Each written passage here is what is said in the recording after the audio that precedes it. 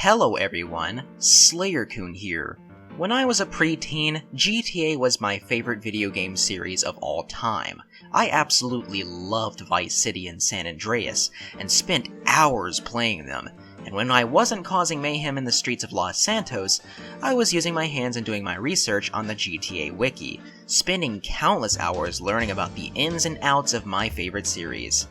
However, as I have grown older, my interest in this series has dwindled for a multitude of reasons. GTA 5 was a letdown in hindsight, and I rarely find myself going back to it. And also, the GTA fanbase has become increasingly casual and dude-bro-ish over the past few years, especially with all the awful clickbait channels that have milked this series for all it's worth.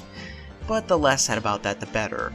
I still respect the GTA series, but more and more I find myself playing gay, furry kids games like Spyro the Dragon more than anything that's geared towards a mature audience. Playing GTA used to be an act of rebellion back in the 2000s, but now that GTA clickbait is inescapable, playing Yoshi's Island feels more rebellious than GTA has in the past 5 years. But I'm gonna put that all aside for what is easily the most underrated GTA game of all time.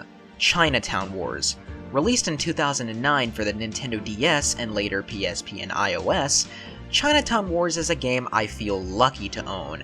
There wasn't much advertisement for this game, nor was it too successful, so I heard about it from word of mouth by one of my friends. It was a good thing I had friends and not trends when I was 11. This game had an unfortunate fate of selling like shit by GTA standards, and because of this is one of the few truly obscure GTA games. Aside from the lack of advertising, historically there has been little overlap between GTA fans and Nintendo fans. GTA fans think that Nintendo is gay and only for kids, and Nintendo fans see GTA as overly casual and deride its appeal amongst so-called dude-bro gamers. Because yes, even before GTA 5, GTA largely appealed to casual gamers. Even sports fans who barely cared for video games loved the GTA series. Me being an edgelord as a kid, the series appealed to me thanks to its violence and swearing. And since I was a 10-year-old who played M-rated games, teachers and Bible-thumping parents hated me. They all thought I would grow up to be a school shooter, only for me to become a lame gay furry who still plays cringy baby platform games. But enough of that. It's time to finally take a look at Chinatown Wars and see whether or not it's a hidden gem or a turd that deserves to be forgotten. I am recording this through an emulator, so you might see some frame rate drops and graphical glitches here and there, but moving on. You play as Huang Li, the first Asian protagonist in the entire GTA series, if you don't count one of the female playable characters in the PC version of GTA 1, but no one really gives a crap about that. Huang Li is flying to the glorious Liberty City, and is tasked with returning the sword Yu Jihan to his family. Seriously, what kind of pretentious asshat names their sword? Whatever. Obviously, this doesn't go as planned and Li is ambushed, and the sword is stolen. The ambushers then attempt to drown Li in the river, but he regains consciousness after being grazed with a bullet to the head. We then drive our way to Uncle Wu Kenny Lee to notify him of the situation, which leads to our inevitable life of crime. This game takes on a pseudo top-down camera much like the first couple of games, and it also utilizes the touchscreen for things such as hot-wiring cars and digging weapons out of dumpsters. Yeah, you can go dumpster diving in this game, although you'll mostly find used condoms instead of weapons since Liberty City is the horniest city on Earth. However, outside of various minigames and quick-time events, this game has a very traditional control scheme. It even uses the B button instead of the A button to accept in the menus, to make it more in line with the PlayStation's X button. So if you are a hardcore Nintendo fan, this might take time to get used to. There is also a lock-on ability that was seriously missing from the two other top-down GTA games, and it works pretty decently. Not to mention, you have most of GTA 4's Liberty City to explore in a more scaled-back style, making this one of, if not the largest Nintendo DS games in terms of content and world size. It's very impressive how they crammed such a large world into such a tiny cartridge. Of course, this being a spin-off game on the Nintendo DS, there are gameplay elements that are unique to this game that don't appear in any future GTA games, such as lottery tickets, which you can earn prize money, health, or even weapons from, and drug dealing. which is a major part of this game, and it even has its own in-game economy that changes every in-game week. While other kids were playing Nintendogs, I was playing Nintendrugs. This is easily the best thing about the game, and searching for new drug dealers feels like an adventure. The game also takes on a very unique presentation style, as the graphics are cartoonish and cel-shaded, and the cutscenes are presented in a comic book aesthetic.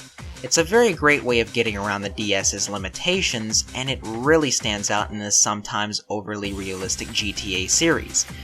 The GTA series was becoming overly focused on realism at that point.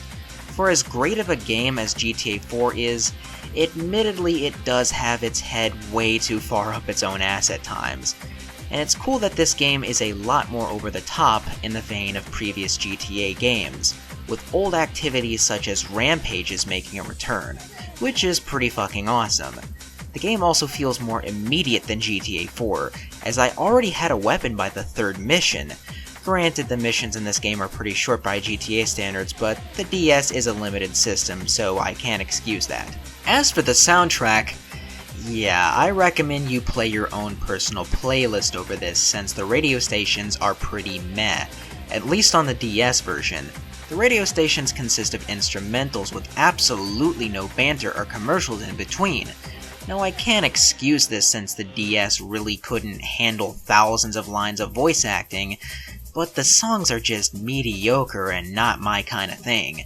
The only rock station we have is a rather okay at best indie rock station, although in the PSP version there was a metal station alongside other additional stations.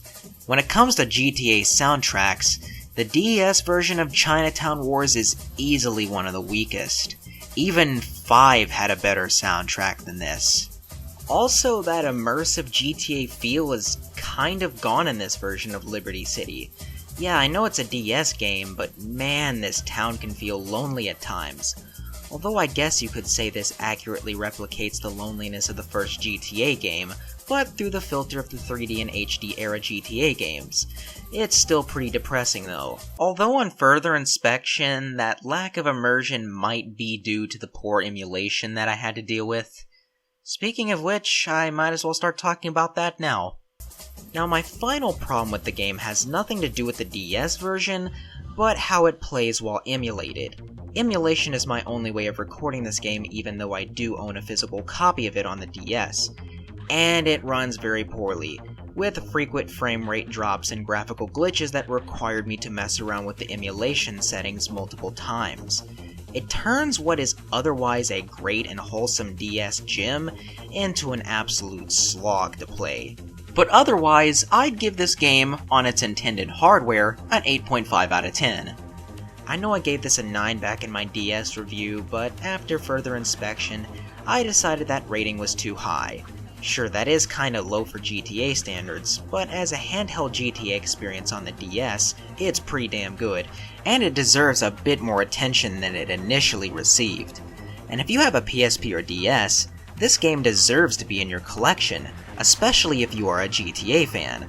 Although I don't know if Nintendo fans will like this one considering the tarnished reputation GTA has amongst that corner of the gaming community. Honestly, I'd love to see a Nintendo Switch port of this game on the eShop for a budget price. I think that would be the best way of giving this hidden gem some attention.